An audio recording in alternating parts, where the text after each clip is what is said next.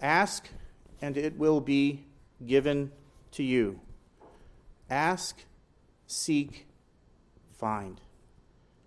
It's not always that easy.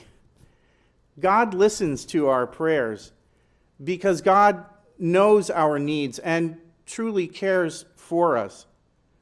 God answers all our petitions, but in the way that's best for us. It's not just a matter of knocking, I believe. We have to be persistent, yes. We have to be trusting, of course. We are patient, and we are hopeful. But asking, knocking, and receiving is sometimes hard for us. We Americans, when we ask, we want an answer now. I teach at Boston College, and there's nothing that my students find as frustrating as when they want me to provide them with an answer, particularly about something on a test or a quiz, and they ask me specific questions, perhaps about what might be on the test or the quiz, and I say to them, "Let me pray about it." That truly frustrates them. I think when we ask, when we seek, and when we find, there's a piece that we also need to be attentive to, and that's our being able to discern God's responses.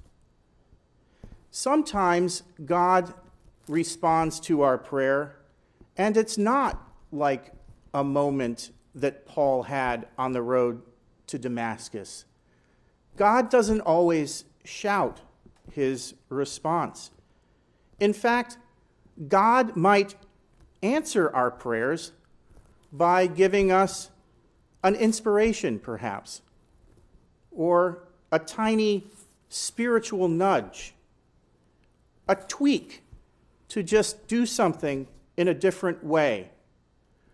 The prophet Isaiah reports hearing the voice of God, or God's answer to his prayers, on a whisper in the wind. That takes composure. That takes peace of mind and peace of heart.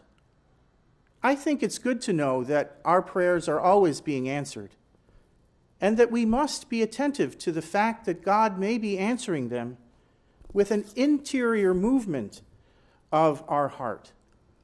But these small interior movements are sometimes hard to detect, and we in our daily lives get distracted by our emotions, by our current situation, by whatever crisis is happening in our lives. Sometimes the answer to our prayer may come in God's grace, giving us the ability to simply make a firm resolution. As Christian disciples, we have to keep asking, we have to keep seeking, and we have to keep knocking. But let's not knock so hard that we don't hear the footsteps behind the door coming to open it up for us. We need help listening for that whisper. God has his own way of doing things, and Jesus teaches his disciples to pray with trust.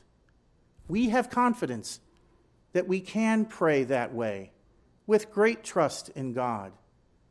And let's listen for that whisper on the wind. Let's listen for an inspiration that may come to us as quick as the chirp of the first bird of spring. God knows what's best for us. When we ask, when we seek, and when we knock, he will tell us.